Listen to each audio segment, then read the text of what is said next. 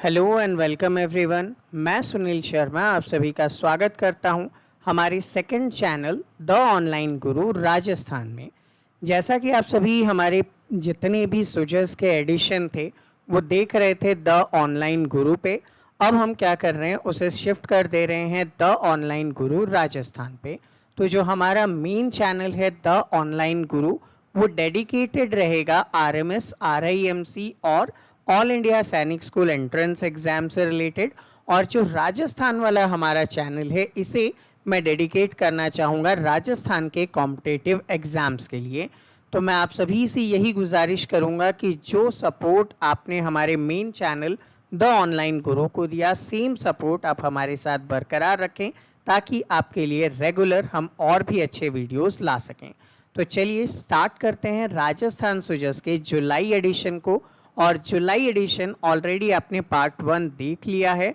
उन सभी पार्ट्स को धीरे धीरे मैं इस चैनल पे रीअपलोड कर दूंगा और आपको वो सारे पार्ट एक ही चैनल पे मिल जाएंगे ताकि आपको मल्टीपल वीडियोस में से अब छांटना ना पड़े। तो चलिए शुरू करते हैं। यहाँ पे पार्ट 1 में ऑलरेडी हम इम्पॉर्टेंट फैक्टर्स को कवर कर चुके थे पेज नंबर 30 तक। अब हम सभी पेज 31 से स्टार्ट करेंगे और आपके लिए जो इम्पॉर्टेंट चीज़ें हैं जो एग्ज़ाम में क्वेश्चन बना सकती है उनको मैंने पहले ही हाईलाइट कर दिया है। तो यहाँ पे बात की जा रही है बजट के बारे में और ये कहा जा रहा है कि सरकार जो है वो अगला बजट युवाओं और विद्यार्थियों को समर्पित करने वाली है। तो इसका मतलब कुछ इम्पॉर्टेंट बजट की आउट्स हम लोग देख लेते हैं। देखो, सबसे पहले यहाँ पे मुख्यमंत्री साहब ने पेपरलेस बजट स्टार्ट किया था, एक नया पहल था। उसके बाद आपने अगर देखा हो तो राजस्थान के अंदर कृषि बजट को अलग से पेश किया गया था, ठीक है। और अब ये कहा जा रहा है कि जो आगामी बजट होने वाला है उसके अंदर क्या किया जाएगा, 2023-24 के बजट के अंदर सरकार क्या करेगी, युवाओं को और विद्यार्थियों को समर्पित करने वाली है बजट को। नेक्स्ट इंपॉर्टेंट फैक्टर क्या होता है, तो नीमराणा का जो एरिया है यहाँ पे जापान की कंपनियों द्वारा स्किल सेंटर में ग्रामीण युवाओं को प्रशिक्षण दिया जाएगा और रोजगार से जोड़ा जाएगा। एक इम्पॉर्टेंट फैक्टर है, कई बार आपसे क्वेश्चन पूछा भी गया है कि जापानी जोन किस नाम से राजस्थान में है, ठीक है। तो नीमराना जो है वो जापानी जोन के रूप में जाना जाता है। नेक्स्ट थिंग, मुख्यमंत्री के आर्थिक सलाहकार जो हैं डॉक्टर अरविंद मायाराम द्वारा राजस्थान में रोजगार की वर्तमान स्थिति को लेकर एक रिपोर्ट पेश की गई। तो अगर क्वेश्चन बनता है कि राजस्थान के अंदर रोजगार संबंधित रिपोर्ट किसकी अध्यक्षता में प्रस्तुत की गई, तो डॉक्टर अरविंद मायाराम द्वारा प्रस्तुत की गई थी, जो कि मुख्यमंत्री के आर्थिक सलाहकार भी हैं। नेक्स्ट थिंग, आप जानते ही हैं कि राजस्थान में जो है भर्तियां वो बहुत डिले हो जाती है। कई बार आपको देखने को मिलता है कि लंबे समय तक इंतज़ार आपको करना पड़ता है। तो उससे रिलेटेड सुधारात्मक सुझाव देने के लिए जस्टिस व्यास समिति बनाई गई थी और उन्होंने मुख्यमंत्री श्री अशोक गहलोत जी को रिपोर्ट प्रस्तुत की है।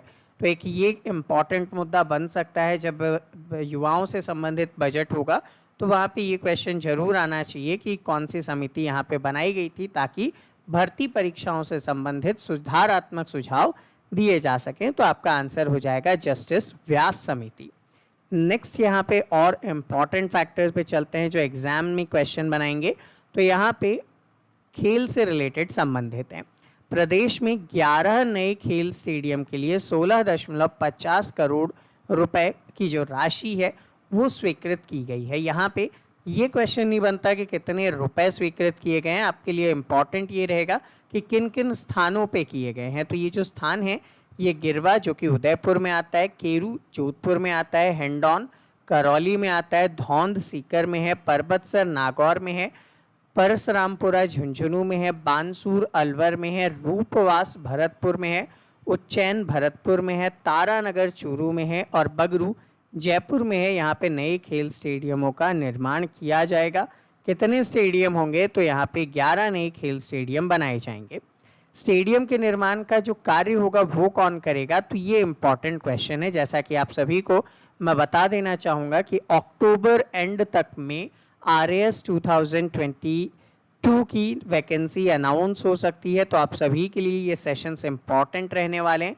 तो ऐसे सभी विद्यार्थी जो इसकी प्रिपरेशन कर रहे हैं उनके साथ आप इन वीडियो को ज़रूर शेयर करें। अब बात आती है कि यहाँ पे ये जो स्टेडियम होगा वो कौन बनाएगा। तो देखो हिंट में आप ये याद रखें, आप कभी भी राजस्थान राज्य सड़क निर्माण एवं विकास निगम सोच भी नहीं पाएंगे कि ये खेल स्टेडियम बना रहा होगा और आप आंसर गलत करेंगे। तो आज ही आपको कह देता हूँ, नोट डाउन कर लीजिएगा कि स्टेडियम का निर्माण जो है वो राजस्थान राज्य सड़क निर्माण एवं विकास निगम की तरफ से किया जाएगा और सार्वजनिक निर्माण विभाग की तरफ से किया जाएगा। ये एक ऐसा फैक्ट होगा जिस पे अगर आप तुक्का लगाने बैठें तो आप डेफिनेटली गलत करेंगे। अब आपको आंसर पता है तो अब आप लोग गलत नहीं करने वाले। फिर आता है शहरी पुनर्गठित जल प्रदाय योजना। ठीक है, किससे रिलेटेड? बीकानेर शहर से रिलेटेड है। कौन सी योजना? शहरी पुनर्गठित जल प्रदाय योजना। याद रखेंगे किससे रिलेटेड?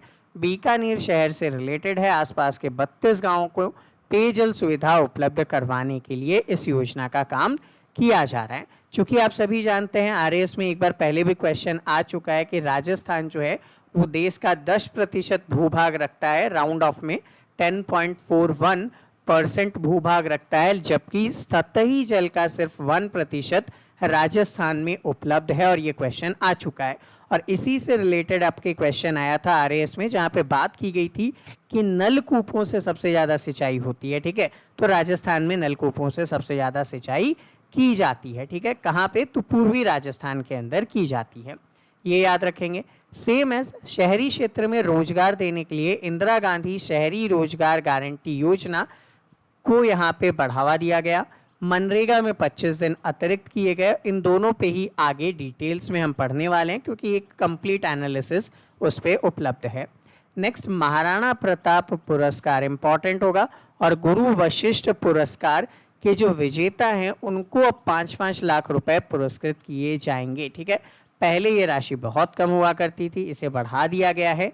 कितने लोगों को दिया जाएगा? तो एक वित्तीय वर्ष में 5 गुरु वशिष्ठ पुरस्कार और 5 महाराणा प्रताप पुरस्कार यहाँ पे दिए जाएंगे। पहले 1-1 लाख रुपए दिए जाते थे, तो वो यहाँ पे चेंज किया जा चुका है। ठीक है, तो महाराणा प्रताप पुरस्कार और गुरु वशिष्ठ पुरस्कार एक वित्तीय वर्ष में कितने कितने लोगों को? 5-5 लोगों को। और कितनी कितनी राशि? तो 5-5 लाख रुपए की राशि यहाँ पे उनको समर्पित की जाएगी। ये आप सभी याद रखेंगे।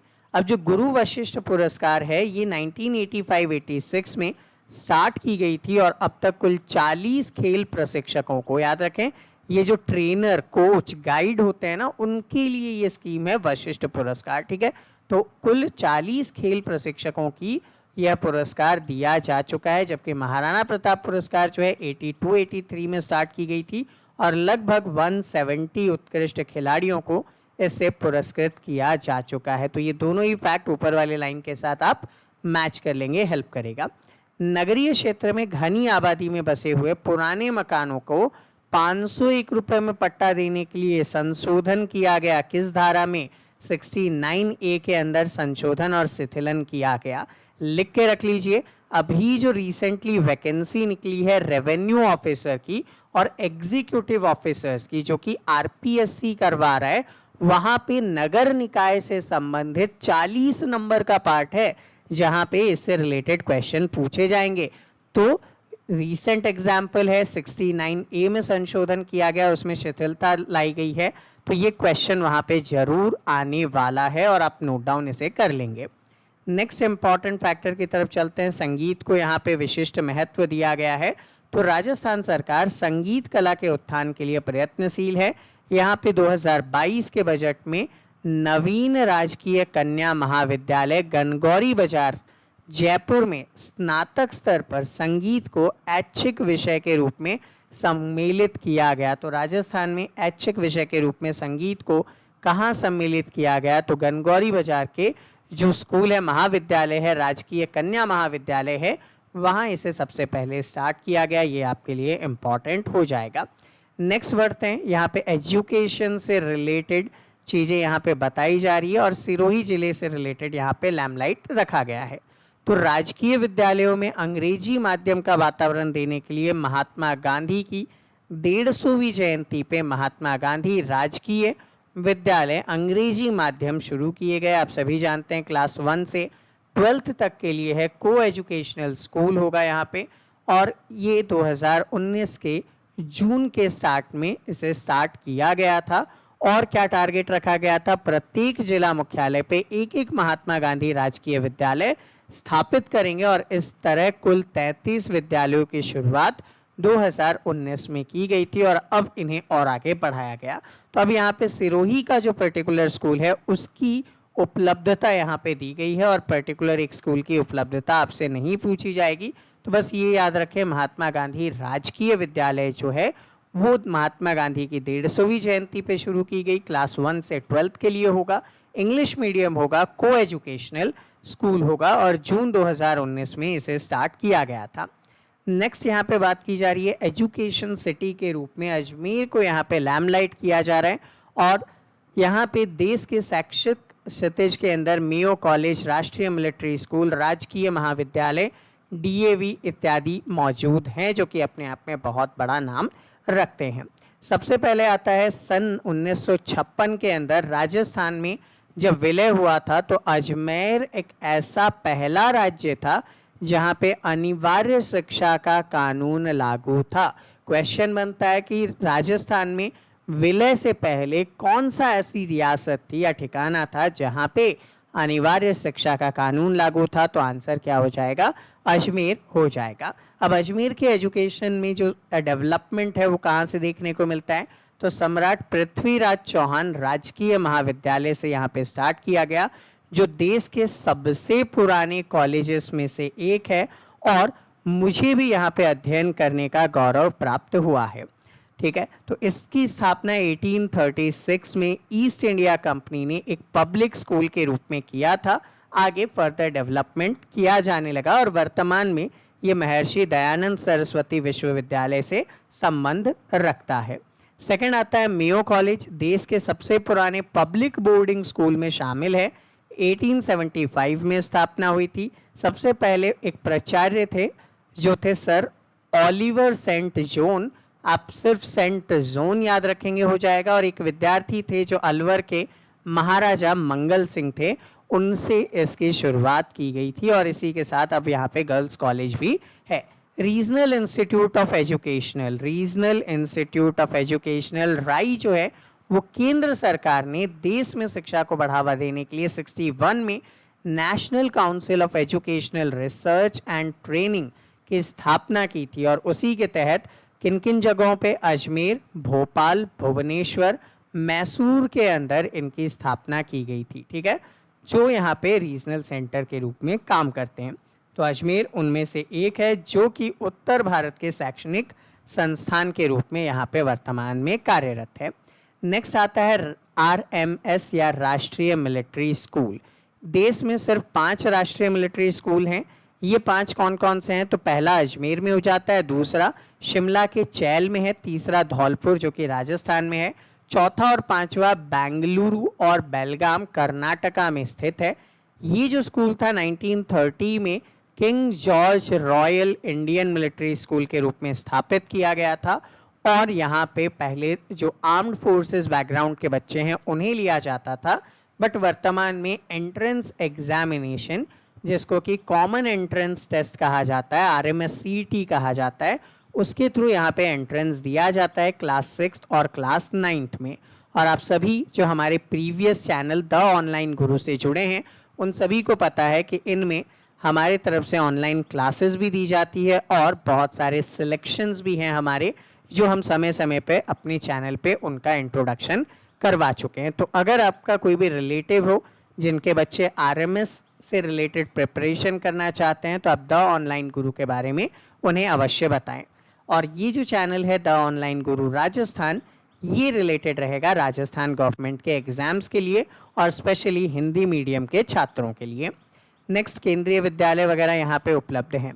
नेक्स्ट राजकीय विद्यालयों के बारे में यहाँ पे बताया गया है। CSIR फंड के थ्रू इन्होंने विकास किया, वो एक सिंगल स्कूल है, उनके डेवलपमेंट नहीं आएंगे। इंदिरा गांधी शहरी रोजगार गारंटी योजना, नोट डाउन कर लीजिएगा, इम्पॉर्टेंट रहने वाला है। रीज़न अभी अभी घोषित किया गया, आगामी सभी एग्जाम्स में करंट अफेयर्स में आएगा। मुख्यमंत्री अशोक गहलोत द्वारा 22-23 के बजट के अंदर आया। बिंदु नंबर 6 के अंदर इन्होंने घोषणा की कि शहरी निकायों के अंदर, ठीक है, शहरी क्षेत्र के अंदर निवास करने वाले परिवारों को जो कि विशेष रूप से आर्थिक रूप से कमजोर वगैरह हैं, उनको मनरेगा की तर्ज पे, चूंकि मनरेगा रूरल एरियाज में था, अर्बन में नहीं, तो अर्बन एरियाज में इंदिरा गांधी शहरी रोजगार योजना जो है वो यहाँ पे लागू की गई है और इसके तहत मांगे जाने पर 100 दिवस का रोजगार आपको उपलब्ध किया जाएगा। और इस वर्ष गवर्नमेंट ने 800 करोड़ रुपए इसके ऊपर प्रावधान किए हैं खर्च करने के लिए। तो इम्पॉर्टेंट होगा, इसे आप याद रखेंगे। और साथ ही साथ ये भी याद रखेंगे कि नरेगा में 100 की जगह अब +25 डेज का अतिरिक्त कार्य दिया जाएगा। ठीक है, 100 दिवस की गारंटी यहाँ पे दी गई है। आप जब अपना पंजीकरण करवाते हैं, आप कौन हो सकते हैं, तो 18 से 60 वर्ष की उम्र के कोई भी पर्सन हो सकते हैं। जन आधार कार्ड के थ्रू रजिस्ट्रेशन करवाएंगे, आपको जॉब कार्ड मिल जाएगा और जॉब कार्ड के बाद आप ई मित्र से आवेदन कर सकते हैं और आपको यहाँ पे क्या किया जाएगा, 100 दिन का रोजगार उपलब्ध करवाया जाएगा। अब ये रोजगार किस प्रकृति का होगा, तो देखो 2 प्रकृति के होंगे। एक तो श्रम सामग्री अनुपात, श्रम 75 और सामग्री 25। दूसरा जो है विशिष्ट प्रकृति के कार्य में श्रम और सामग्री, तो श्रम 25 और सामग्री 75, जिसकी जिला कलेक्टर की निगरानी में काम करवाए जाएंगे। इसका साफ साफ सा मतलब है कि डेवलपमेंट के काम आपसे करवाए जाएंगे, जैसे कि बाड़बंदी हो सकता है, जैसे कि रोड डेवलपमेंट हो सकता है, जैसे कि आप कह सकते हैं कि आपसे जलाशय बनाए जाएं, या फिर हो सकता है पौधारोपण वगैरह करवाया जाए। ऐसे बहुत सारे काम ये लोग करवा सकेंगे। अकुशल, अर्धकुशल और कुशल श्रमिकों के अनुसार इनको यहाँ पे काम का आवंटन किया जाएगा और 15 दिवस के अंदर आपको इसका भुगतान मिल जाएगा। ठीक है, आपका पेमेंट 15 डेज में आपको मिल जाएगा। इसके लिए MIS पोर्टल यहाँ पे काम करने वाला है। ठीक है, MIS पोर्टल ये आप सभी यहाँ पे याद रखेंगे, जो आपके लिए हेल्पफुल होगा। अब यहाँ पे एक विशिष्ट स्कूल चूरू से रिलेटेड बात आती है। सिर्फ इम्पॉर्टेंट फैक्टर जो राजस्थान लेवल पे पूछा जा सकता है, उत्कृष्ट भौतिक और शैक्षिक विकास के लिए महाविद्यालय में 2021 में सर्वश्रेष्ठ आदर्श विद्यालय चुना गया था। ठीक है, तो 2021 का सर्वश्रेष्ठ आदर्श विद्यालय किसे चुना गया, तो चूरू के विद्यालय को चुना गया था। बस ये एक थोड़ा सा इम्पॉर्टेंट फैक्टर इसमें बना। बाकी गवर्नमेंट एग्जाम्स में इसमें से क्वेश्चन पूछने लायक कुछ भी यहाँ पे मुझे नहीं लग रहा। और आगे चलते हैं और इम्पॉर्टेंट चीज़ों को देखेंगे हम लोग। यहाँ पे आता है बेटियों को आगे बढ़ाने के लिए शक्ति अभियान। तो राज्य सरकार ने बेटी बचाओ बेटी पढ़ाओ और चुप्पी तोड़ो जैसे प्राथमिकता वाले क्रियान्वयन किए। उसके बाद बीकानेर में शक्ति अभियान चलाया जा रहा है। ठीक है, इस अभियान का उद्देश्य क्या होगा, इस अभियान का उद्देश्य होगा लिंगानुपात को बढ़ावा देना। ठीक है, यानी कि बेटे और बेटियों की संख्या को बराबर करना।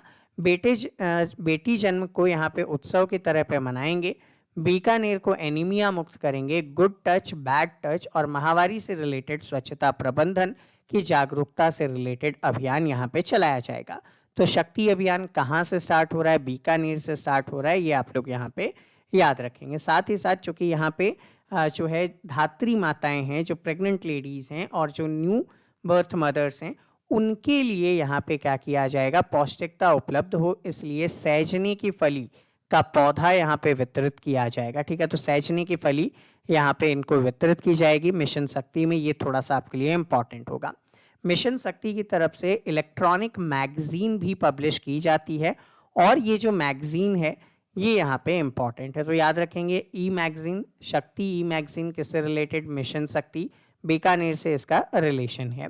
साथ ही साथ इनका जो पहला अंक था उसका विमोचन किसने किया, तो महिला एवं बाल विकास मंत्री श्रीमती ममता भूपेश ने किया था। दूसरे अंक को डेफ ओलंपिक की पदक विजेता बीकानेर की वेदिका शर्मा ने। तीसरा अंक दुनिया के सबसे बड़ी पेंटिंग बनाने की रिकॉर्डधारी बीकानेर में ही जन्मी मेघा हर्षा के द्वारा किया गया। तो ये कुछ वो इम्पॉर्टेंट फैक्टर्स हैं जो आप लोगों को पता होना चाहिए। और साथ ही साथ डेफ ओलंपिक को आप यहाँ पे रिलेट करते हुए पढ़ लेंगे तो बीकानेर की जो वेदिका शर्मा है, क्योंकि आप जानते हैं स्टेट वाइज इम्पॉर्टेंट व्यक्ति भी आपसे कई बार एग्जाम में पूछे जाते हैं, तो वेदिका शर्मा आपके लिए इम्पॉर्टेंट रहने वाली है।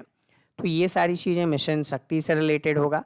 अब यहाँ पे एक इनिशिएटिव किया गया कि जो नरेगा जैसे वर्क होते हैं वहाँ पे निगरानी करने के लिए जो मैट होता है वो यहाँ पे महिला को रखा गया है। ठीक है, तो इच्छा शक्ति और नेतृत्व को बढ़ावा देने के लिए यहाँ पे 2000 महिला मैट यहाँ पे काम कर रही हैं और ये राजस्थान का इकलौता या फिर आप कह सकते हैं कि पहला ऐसा जिला बन गया है जहाँ पे नरेगा योजना में सभी मैट जो हैं वो महिलाएं हैं। तो अगर क्वेश्चन बनता है कि कहाँ पे सभी महिलाएं मैट जो हैं वो हैं, तो वो हो जाएगा आपका भीलवाड़ा। ठीक है, ये इंपॉर्टेंट रहने वाला है।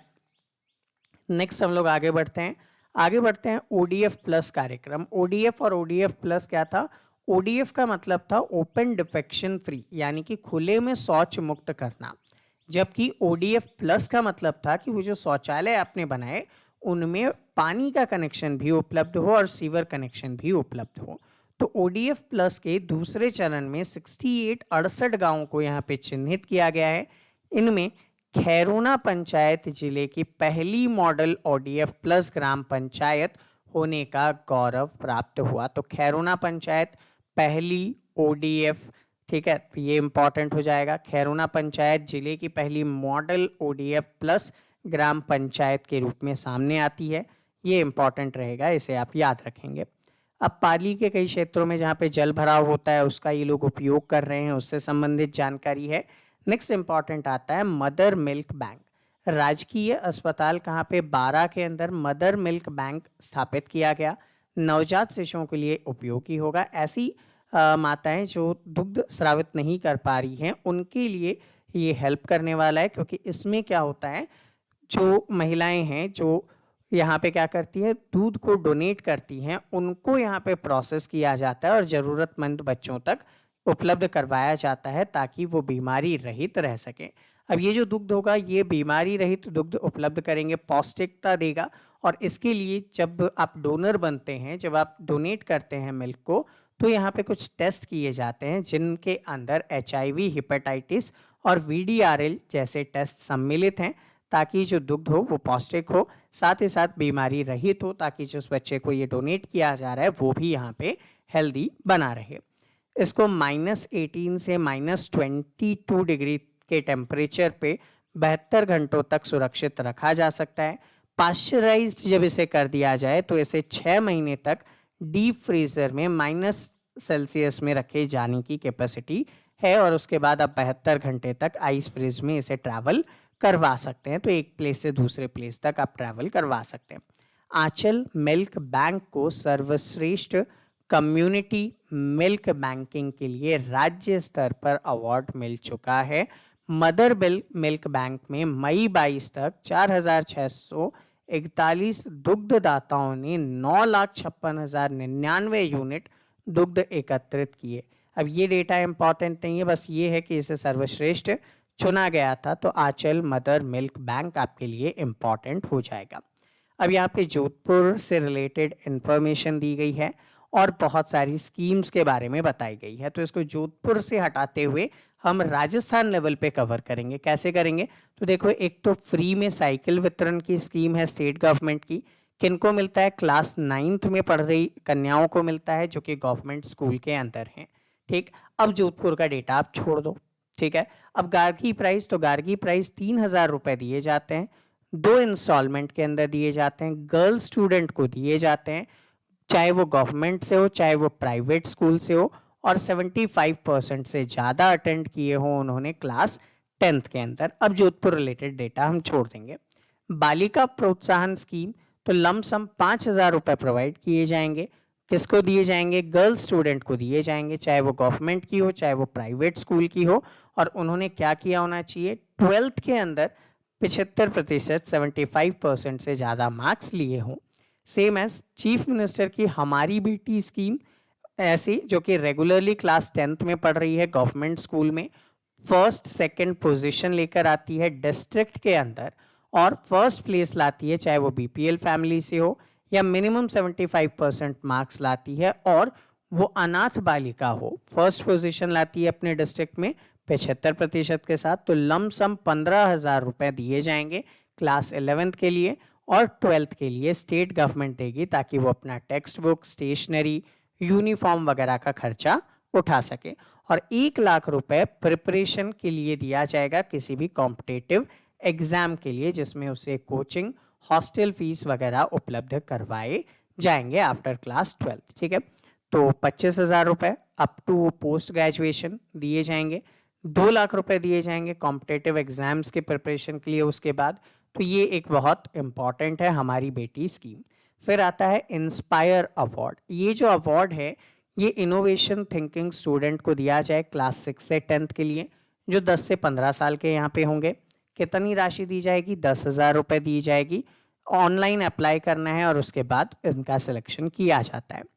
कालीबाई भील स्कूटी स्कीम, पहली 100 मेरिट में आने वाली गर्ल स्टूडेंट को जो कि इकोनॉमिकली बैकवर्ड क्लास से हैं, जनरल कैटेगरी के, और वो बालिकाएं जिन्होंने सिक्योर किया है मिनिमम 85% मार्क्स क्लास 12th के अंदर, या फिर वो बालिकाएं जिनकी फैमिली इनकम 2.5 लाख रुपए से कम है, उन्हें यहाँ पे as a preference base select करके स्कूटी अवेलेबल करवाई जाएगी। तो ये कुछ बालिकाओं से संबंधित यहाँ पे स्कीम आप लोगों ने देखा है। नेक्स्ट नेट थिएटर के बारे में आपको यहाँ पे बताया गया, चूँकि कोविड टाइम पे थिएटर वगैरह जो थे वो बंद हो गए थे, तो उनसे रिलेटेड वापस से ऑनलाइन शो ऑर्गेनाइज किए गए थे। तो नेट थिएट के रूप में इसे स्टार्ट किया गया था। ठीक है, कब स्टार्ट किया गया? 13 जुलाई 2020 को इसे स्टार्ट किया गया था। उससे ज़्यादा इसमें इम्पोर्टेंस कुछ भी नहीं है। नेक्स्ट बनते हैं कोटा का अभेड़ा महल। तो कोटा शहर में लगभग 8 किलोमीटर की दूरी पे अभेड़ा महल स्थित है। इंपॉर्टेंट याद रखेंगे, अभेड़ा महल कहाँ पे है? तो कोटा के अंदर स्थित है। ठीक है, ये था आपका कंप्लीट सुजस का सेशन। ठीक है, जिसमें हमने कंप्लीट मैगजीन को यहाँ पे कवर कर लिया है। ये जो मैगजीन थी जून से रिलेटेड है। ये जो वीडियो आपने देखा ये पार्ट 2 था। पार्ट 1 भी आपको हमारे चैनल पे मिल जाएगा। और इसी टाइप से रेगुलर सेशंस देखने के लिए आप द ऑनलाइन गुरु राजस्थान का जो हमारा चैनल है उसे सब्सक्राइब करें, बेल आइकन प्रेस करें ताकि अपकमिंग नोटिफिकेशंस भी आपको मिल सके। तो मिलते हैं आपसे अगले सेशन में, तब तक के लिए जय हिंद।